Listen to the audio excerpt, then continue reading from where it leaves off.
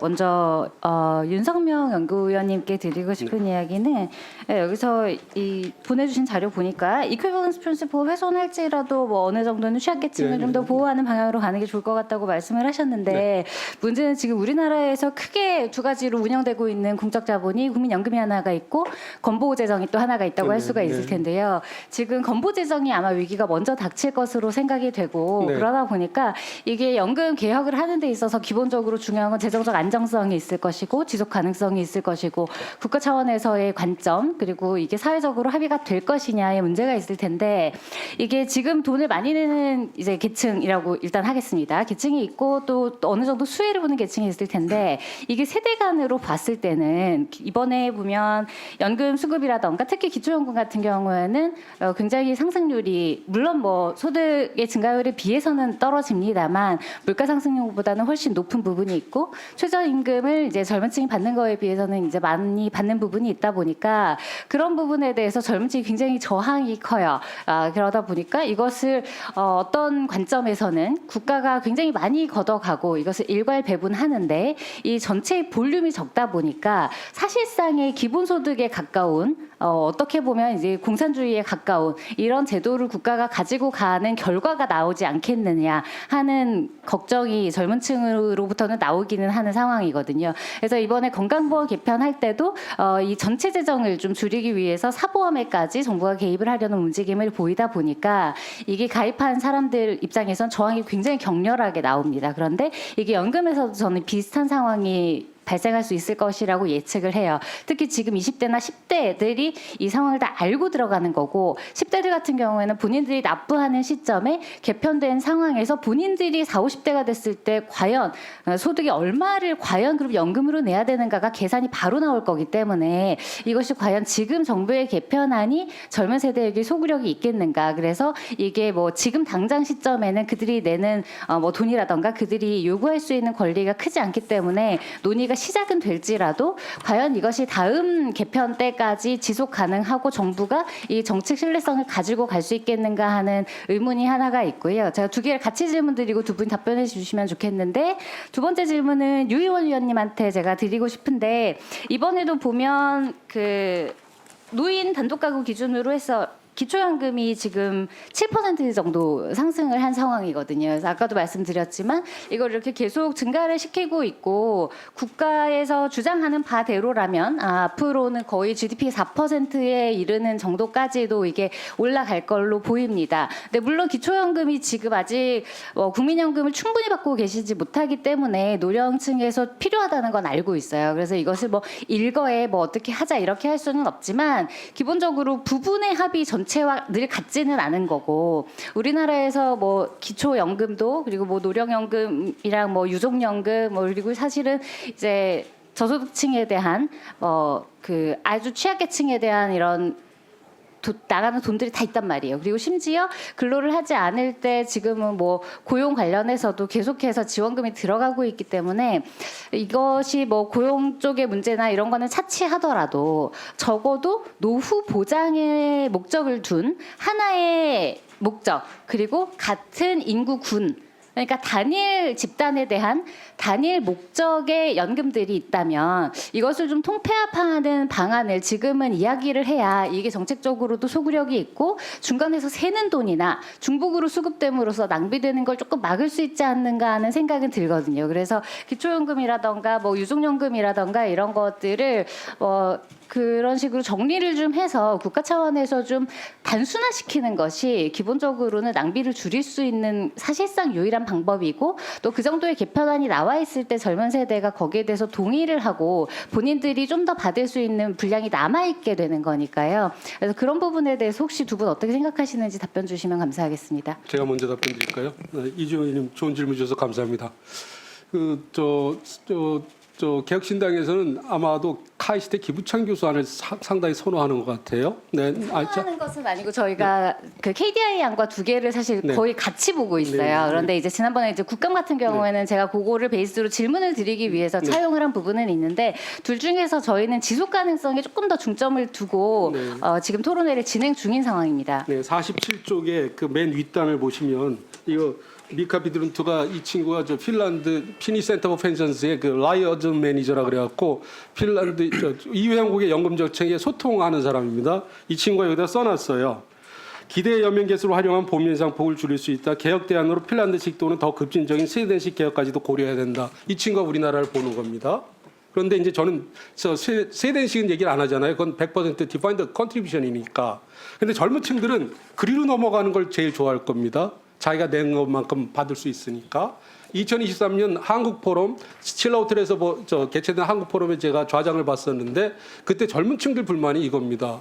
연금 개혁한다는 다양한 안이 나오는데 저 같은 세대 3% 내고 보험료 9% 내고 지금 180만 원 받는다고 자꾸 얘기하잖아요. 근데 자기들은 보험료를 2배 더 내도 연금을 받을지 못 받을지 몰라고 직보장조항 늦자마자 뭐 그런 얘기가 나오고 있잖아요.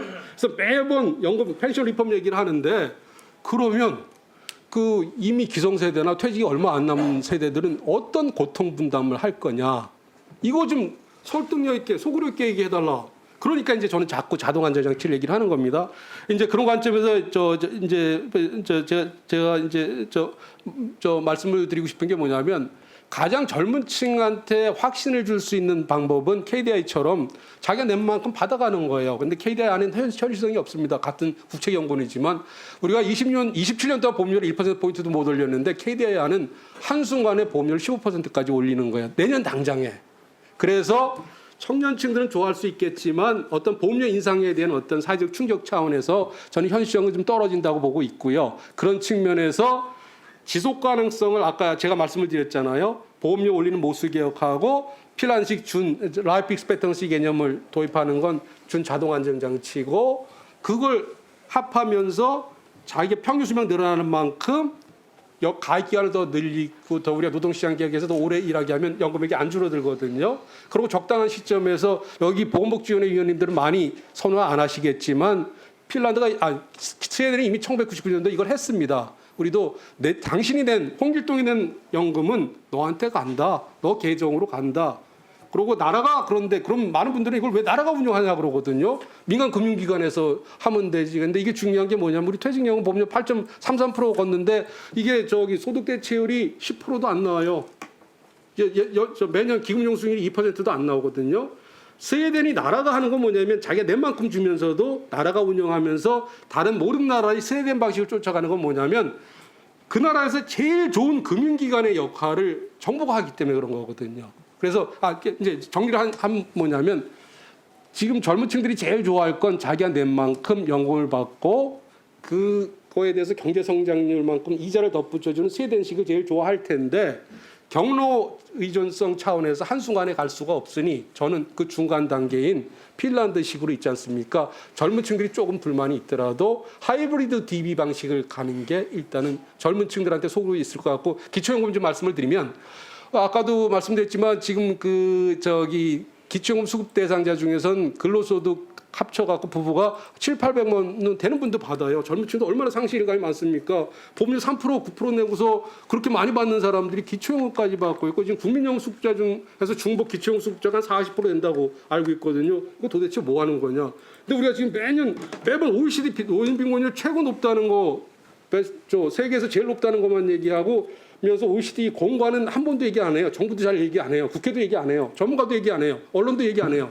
근데 OECD가 2010년부터 지금 매번 한국 보고서에다가 뭐라고 쓰고 있냐면 한국의 기초연금 투입 비용 대비 노인 빈곤 완화 효과가 제일 낮다는 거예요.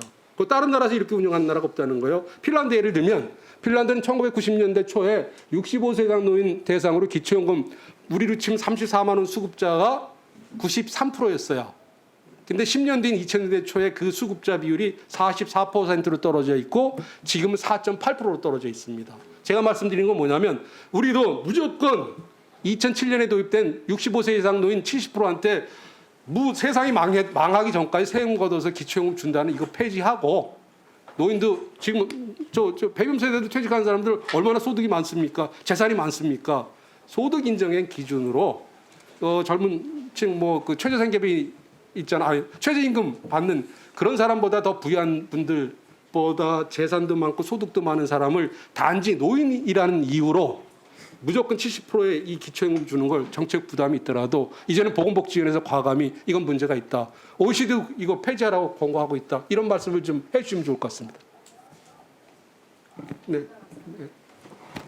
예, 저도 간단히 말씀드리면 아마 그 기초연금 선정 기준액이 계속 오르고 있고 또 이제 관련 지출 소요도 크다라는 점에서 이제 좀 기초연금 대상자를 좀 타겟팅하고 그래서 이제 좀 과지급 문제도 해결하고 국민연금과의 어떤 중복 문제를 해결하자라는 제안에 대해서 좀 여쭤보신 것 같습니다.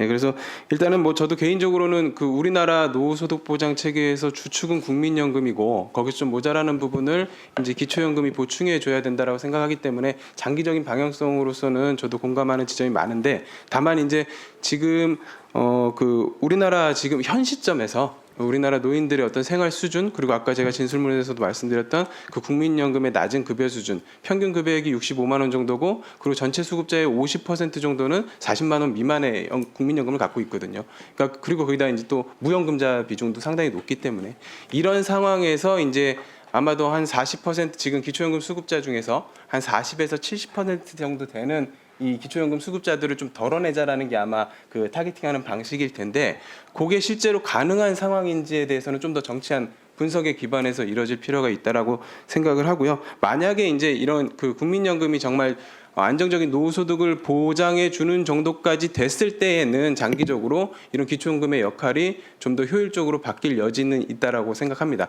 그래서 거기서 아마 의원님께서 제안하신 것 중에서는 이제 거기서 이제 절감되는 재원을 또 국민연금의 어떤 기금 투입 부분으로도 또 활용하자라는 제안도 그런 장기적인 관점에서는 우리가 검토해 볼 수 있다라고 생각합니다. 명확하지 않은 게 있어서 한 일부만 좀 말씀드리겠습니다. OECD에서 우리가 투입 비용 대비 우리나라 기초연금의 노인빈곤 완화 효과가 제일 적다는 그 근거가 뭐냐면 2018년 코리아 서베이 리포트에 랜달 조스 팀장이 적은 내용이 그렇습니다. 한국의 기초연금은 문제가 뭐냐면 수급자의 3분의 1이 우리 노인빈곤이 굉장히 높지 않습니까? 상대 빈곤선 위에 있는 사람들이 받고 있다는 거예요. 그리고 절대 빈곤에 있는 노인들이 상대 빈곤선 위에 있는 OECD 기준으로 빈곤하지 않은 노인하고 똑같은 액수의 기초연금을 받고 있다. 이런 기초연금 굉장히 문제가 있으니 바꿔라. 이게 2018년 OECD 권고 내용입니다. 근데 기초연금을 받아서 빈곤도 올라가는 거죠. 아니 받아서. 수급자의 3분의 1이 그 진술인들끼리 토론하시면 한도 끝도 없습니다. 한도 끝도 없어요. 예.